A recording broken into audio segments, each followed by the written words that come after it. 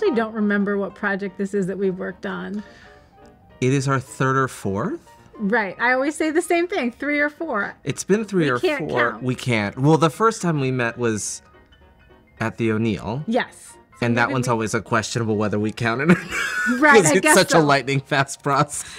And we didn't choose one another. That's true. That's true. That's true. But ever since then, we've done 3 other shows. Mm-hmm. Yeah. It's And been great. wonderful. It's been wonderful. Yeah, when Nicole calls, I say yes.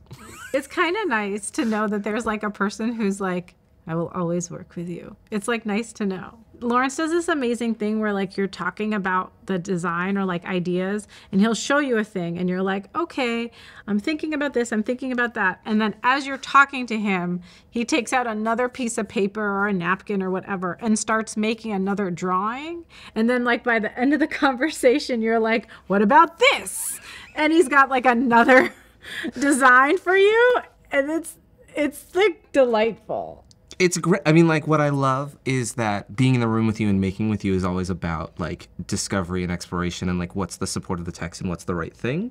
And so, like, I'm always happy to come in with an idea, but it doesn't have to be the right idea, right? Like, it's about us finding it together and us finding it with the team. You know, and there's always a merging of the 2 ideas or taking what worked in the original sketch or the original idea and putting it into that pencil sketch. Yeah. But I'm also, like, those pencil sketches are always rough and ready. Let's be really honest about it. But like to be able to be vulnerable about that and still get the idea across and that we can communicate together is really lovely for me. So that's always a joy. Yeah. What was really interesting from my perspective, and one of the nuggets in the show that I think people see it and it's really gorgeous, but they don't really know, is that we started in our conversations and talking about the Harlem Renaissance with the artwork, right? And so I spent like a day just diving into the artwork of the Harlem Renaissance and just understanding it.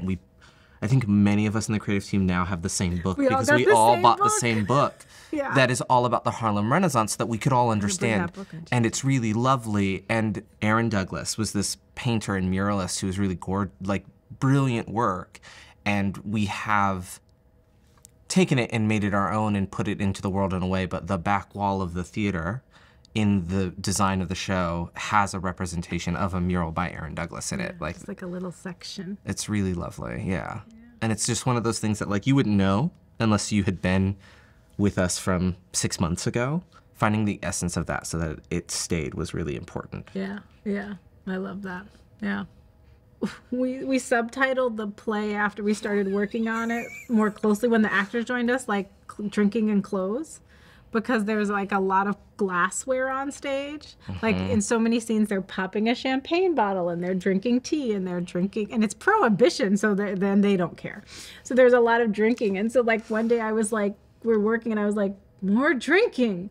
Like there's so many glasses on stage that you don't track sort of in the read. And then you were just like, and then trying to make sure that all the glasses get out. And then we're like, what if it spills? What if it's, so like, it's those small things of like, just glasses and water and drinking and like tracking that. And, the audience doesn't pay attention to that, but we do because the play doesn't really actually have you washing your dishes and sleeping and doing the things that we actually do in our real life. Right. So. There's probably 3 times as many glasses on that set in some way, shape, or form so that it always feels like they're fresh or they've been washed. And we've strategically placed like trash cans and waste paper baskets, all so that if something were to happen, like there's a random rag, it just looks like set dressing, but it's there in a moment where like, if something were to spill, an actor can grab it and wipe something up really quickly, and they don't. And stage management backstage doesn't have to worry.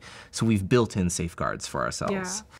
I would say it's going pretty well. Yeah, it's nice to be back with the show. It's exciting to be re-envisioning it here. Yeah, yeah.